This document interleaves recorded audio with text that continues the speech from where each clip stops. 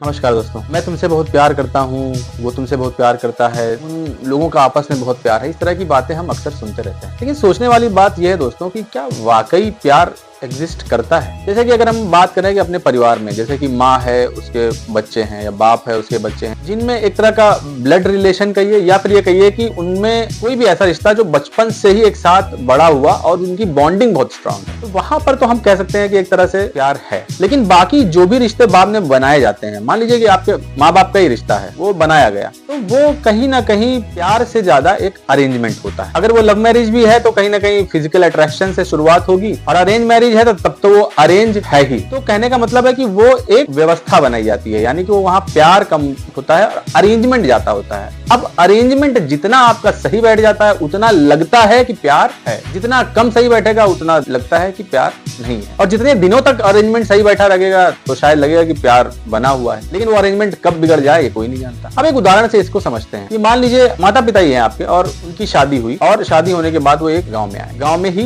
वो रहते हैं। अब छोटी छोटी चीजों में तो पसंद अलग हो सकती है कि किसी को कुछ खाना पसंद है, किसी को कुछ खाना पसंद है। ये सब तो एक रिश्ते के छोटे मोटे क्यूट से पहलू हैं जो आप एक दूसरे का सपोर्ट करते हुए एंजॉय कर सकते हैं। लेकिन कोई एक दो इशू ऐसे हो सकते हैं जो बहुत मेजर विवाद उत्पन्न करते हैं और वो आए दिन झगड़े और फसाद का विषय बने रहते हैं। तो क्या ऐसे केस में प्यार हो सकता है? मुझे तो नहीं लगता, क्योंकि अगर ऐसे केस को हम, पहली चीज तो प्यार होना ही बड़ा मुश्किल हो जाता है। इसीलिए अगर थोड़ी बहुत आर्थिक आजादी रहती है दोनों के पास अगर है, तो आज की डेट में आप देखते हैं कि तुरंत तलाक हो जाता है। कारण यही है क्योंकि वो प्यार वहां पर हो ही नहीं पाया, अरेंजमेंट बैठ नहीं पाया, तो तलाक तो होना ही। लेकिन अगर हम ये बात हटा दें कि आर्थिक आजादी वाले पहलू अलग है, कि वो कोई दिक्कत नहीं है, चाहे वो डिपेंडेंट है, आपने एक्सेप्ट कर लिया, अगले ने भी कर लिया, या फिर आर्थिक आजादी होते हुए भी अरेंजमेंट बना हुआ है। अब वहां पर सेकंड स्टेज ये आती है जिसको कहते हैं कि कंडीशनल लव। मतलब कि प्यार रहेगा, प्यार अभी भी है, लेकिन कंडीशन है कि ये चीज मेरे हिसाब से होगी तो प्यार है, यानी कि तो आपकी लाइफ प्यार में रहेगी, अगर नहीं है तो नहीं रहेगी। एक उदाहरण के तौर पे इसे समझते हैं। जैसे मैंने बताया कि माँ बाप हैं और वो उनकी शादी हुई गांव में रहते हैं। अब मेजर जो विवाद की बात करें तो मान लो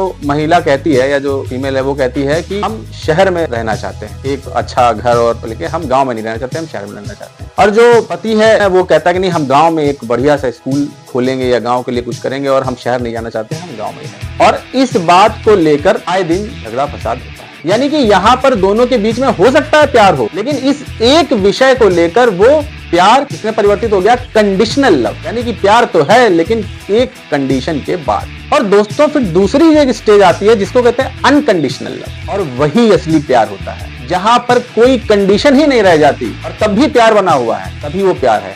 और इसका छोटी सी झलक और उदाहरण एक माँ और बेटे या बेटी के प्यार में हमें देखने को मिलता है काफी हद तक। अगर कोई बेस्ट उदाहरण है तो एक वही मुझे नजर आता है। तो अब इसका उपाय क्या है कि वाकई में अगर आप प्यार करना चाहें या आप समझना चाहें कि प्यार, जब किसी दोनों पक्षों की या तो कोई कंडीशन ना हो तब प्यार संभव है, या दोनों में से किसी एक की कंडीशन फुलफिल हो जाए तब प्यार संभव है, और या फिर दोनों कंडीशन एक साथ फुलफिल हो जाए तब प्यार संभव है। लेकिन जब तक कम से कम किसी एक की कंडीशन फुलफिल नहीं होती तब तक वहां पर प्यार हो ही नहीं सकता।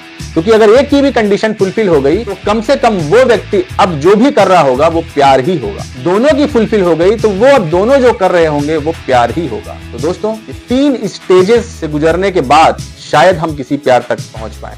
तो आज का आपको ये वीडियो कैसा लगा कमेंट में मेरे साथ जरूर शेयर कीजिएगा। मिलते हैं कभी किसी नए वीडियो में किसी नए टॉपिक के साथ, तब तक के लिए बहुत बहुत